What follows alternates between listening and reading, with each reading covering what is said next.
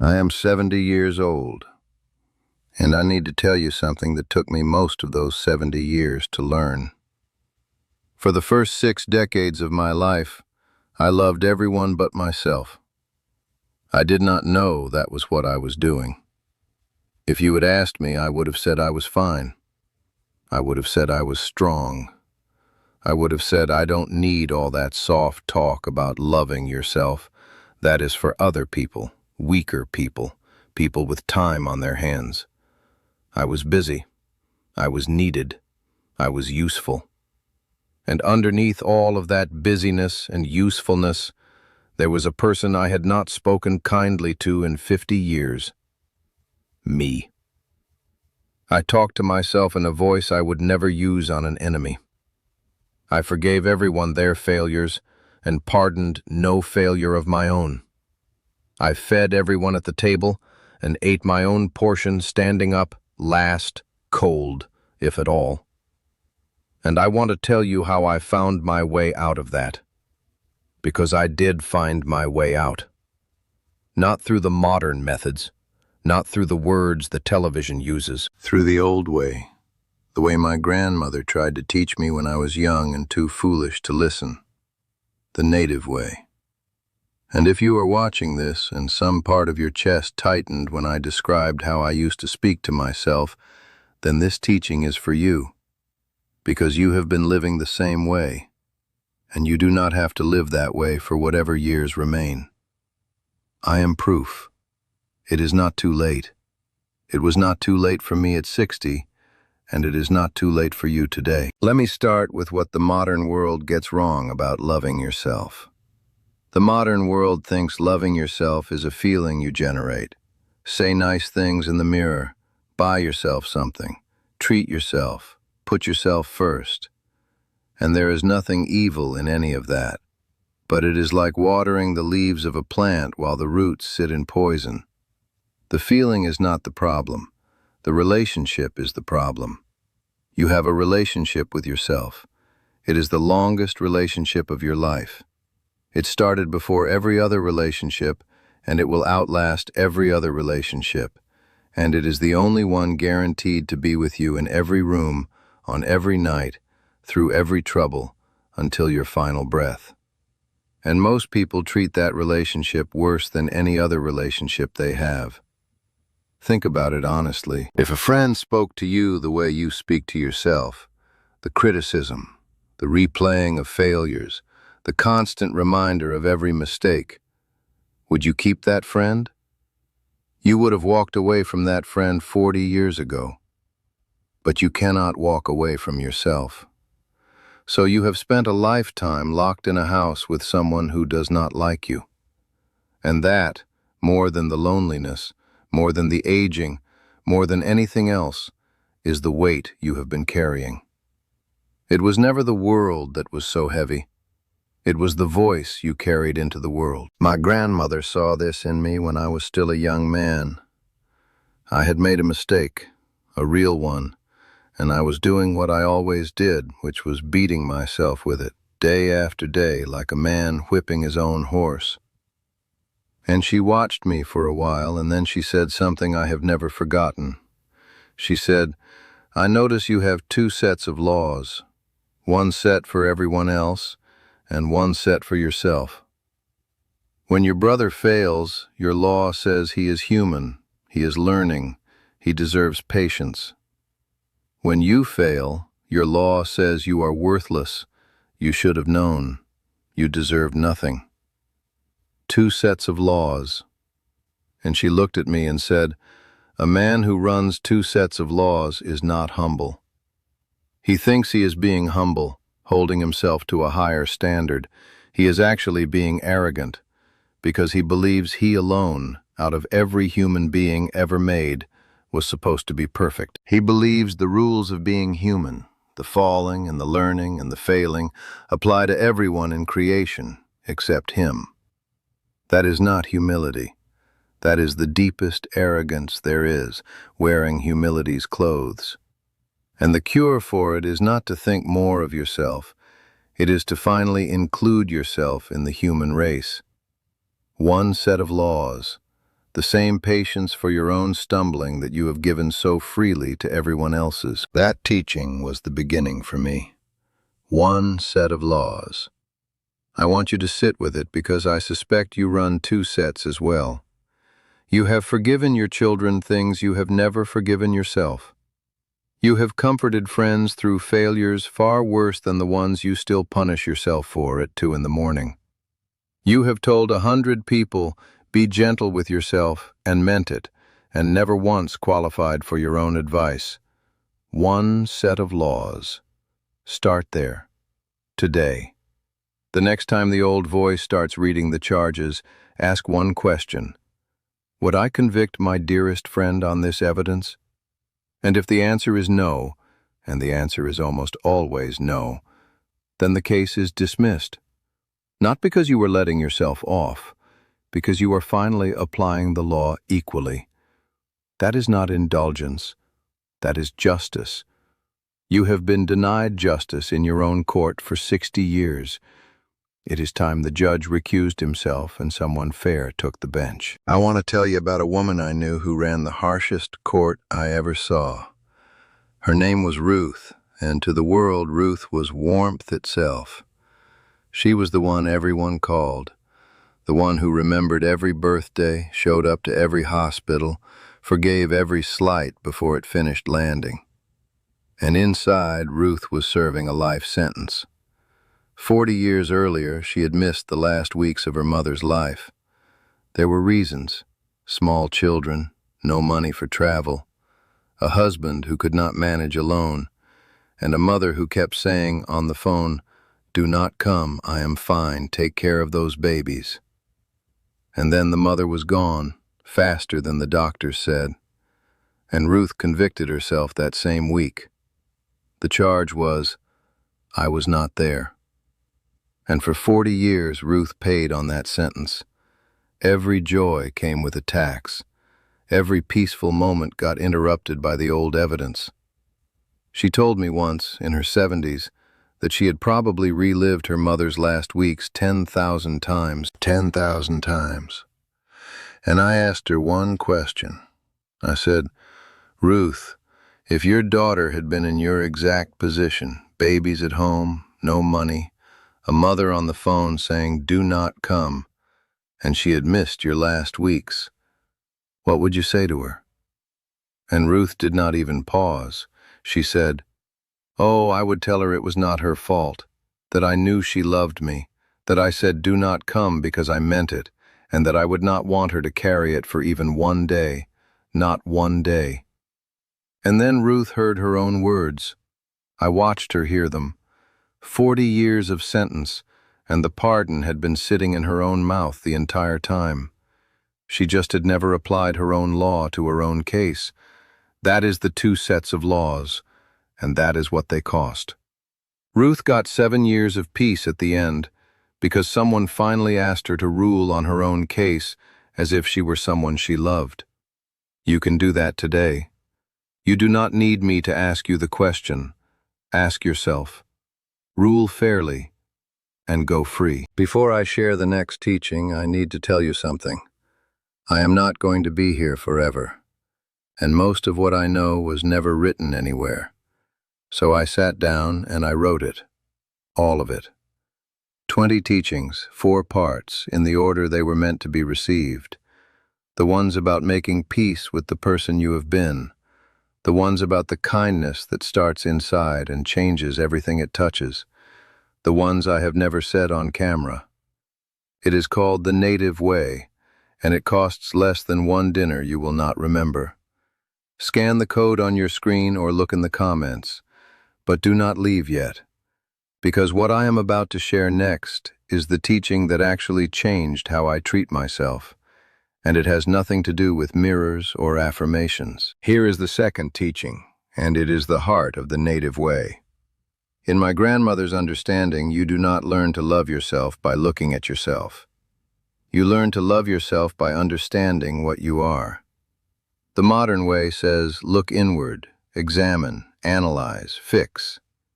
The old way says, look at where you came from. You are not a mistake that wandered into the world. You are the current end of an unbroken line. Think about what had to happen for you to be sitting in that chair right now.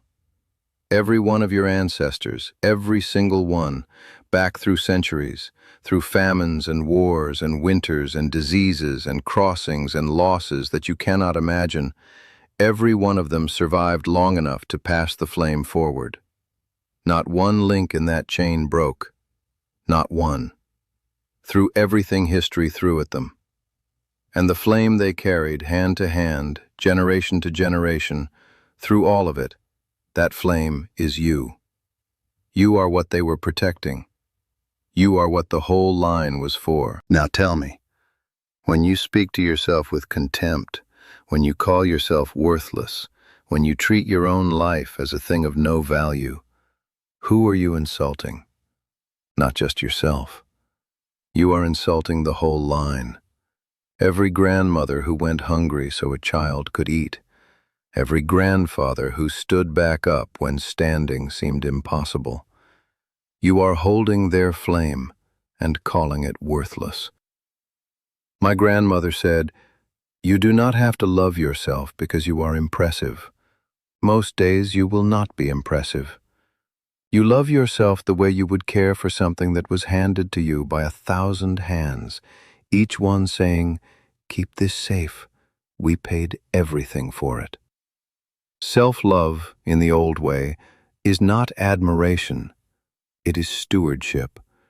You are the keeper of something ancient. Treat the keeper accordingly. Feed the keeper. Rest the keeper. Speak to the keeper with the respect you would show anyone entrusted with a sacred thing, because that is what you are. And you have been mistreating the museum guard while the treasure sits inside him. And I want to add something to this teaching for the people who are thinking, "But you don't know what I have done. You don't know my failures. My line ends with me being a disappointment." Listen to me. Do you think your ancestors were saints? Do you think that unbroken chain of survivors was a chain of perfect people? They were not. They were people. Some of them were brave, and some were cowards on their worst days. Some kept their word, and some broke it, and lay awake regretting it, the same way you do. Some were good parents, and some failed their children, and carried it to their graves. The line was never a line of perfect people. It was a line of people who kept going anyway. That is the inheritance. Not perfection, persistence. And by that measure, the only measure the line ever used, you belong to it completely. You failed and kept going. You broke and kept going. You disappointed people, including yourself, and you got up the next morning and kept going. You are not the weak link in a strong chain. You are a normal link in a human chain. And the flame does not require a perfect carrier. It never did. It requires a willing one. You have been willing for 60 or 70 years through everything. That willingness, not your record, is what makes you worthy of the same care every carrier before you deserved. The third teaching is about the body, because you cannot love yourself while at war with the house you live in. I spent years apologizing for my body, its size, its scars, its slowing. The modern world trains you to see the body as a picture that is always failing. The old way sees the body as a companion that has never once abandoned you. 70 years my body has served me. It healed every wound I ever gave it, and I gave it plenty. It carried me through work that would break a machine. It fought off every sickness it could fight. It woke up for me every single morning, even the mornings after I had treated it badly, even the mornings I woke up disappointed in it. It has never taken a day off in 70 years. Name one other thing in your life with that record of loyalty. And what did I give it in return? Criticism. I stood in front of mirrors and inventoried its failures. I compared it to younger bodies the way you would compare an old faithful dog to a puppy and shame the dog for its gray muzzle. One day, and I remember this day, I looked at my hands, just my hands, and I saw the scars and the age and the story of everything they had done, everyone they had held, everything they had built and fixed and carried. And something broke open in me, and I said out loud, alone in my kitchen, "Thank you," to my own hands. I felt foolish for about 5 seconds, and then I felt something I had never felt in 60 years of living in this body. Peace with it. Start with your hands. Look at them tonight. They have been serving you since before you could speak. Thank them. It will feel foolish. Do it anyway. Foolishness that heals is wisdom in disguise. And the last teaching is the one I would carve above every door if I could. Loving yourself in the native way is not a feeling. It is a practice of keeping promises to yourself. Here is what I mean. Every time you tell yourself, "I will rest this weekend," and then you don't. Every time you say, "I will finally see the doctor about that," and you don't. Every time you decide, "I will not let them speak to me that way again," and then you let them. Each broken promise seems small, but watch what it does. You are teaching yourself, with evidence, that your own word to yourself means nothing, that everyone else's needs are contracts and your needs are suggestions. 50 years of that evidence, and of course you do not love yourself. You would not love anyone who broke every promise they ever made you. So the practice is this: make yourself small promises, and keep them like your honor depends on it, because it does. Tiny ones to start. I will sit outside for 10 minutes today. Then sit outside for 10 minutes, no matter what. I will not answer that phone during dinner. Then don't, no matter who calls. Each kept promise is a stone in a foundation. Nobody sees the foundation, but you feel it. Week by week, something you cannot fake starts to grow. Trust. You start to trust yourself. And trust, kept and compounded, quietly turns into something that no mirror talk ever produced in anyone. It turns into love. The real kind. The kind built on evidence. That is the native way to love yourself. Not by declaring it, by demonstrating it. To the one person who has been waiting 70 years for you to finally show up on your own side. I watched a man rebuild himself with this practice after his wife died. He was 73, and the grief had emptied him out. And worse than the grief was what he discovered underneath it. He discovered that his wife had been the only person who had ever taken care of him, including him. He had never once been on his own side. She had been on his side for him. And now she was gone, and he was alone in the house with a person he had neglected for 73 years, himself. And he did not know where to begin. So he began stupidly small, and I mean that as the highest praise. His first promise to himself was this: "I will make the bed every morning." That was it. A widower drowning in grief, and the promise was the bed. And he kept it. Every morning. And after a month, he added a second promise. "I will eat breakfast sitting down, at the table, like a person who matters, not standing at the counter like an afterthought." And he kept that one. "And then I will walk to the end of the road and back every day, even in rain." Kept it. "And then I will call one person every Sunday." Kept it. Small stones, laid one at a time, week after week. And about a year in, he said something to me that I want you to hear. He said, "I spent my whole life thinking self-love was a feeling I did not have. It turns out it was a job I was not doing. And the day I started doing the job, the feeling started arriving on its own. Like the feeling had been waiting to see if I was serious." That is it exactly. The feeling waits to see if you are serious. Show it you are serious. one kept promise at a time. And there is one more practice I want to leave you with, and it concerns the voice, the one inside. You have listened to it read the charges against you for so long that you think it is you.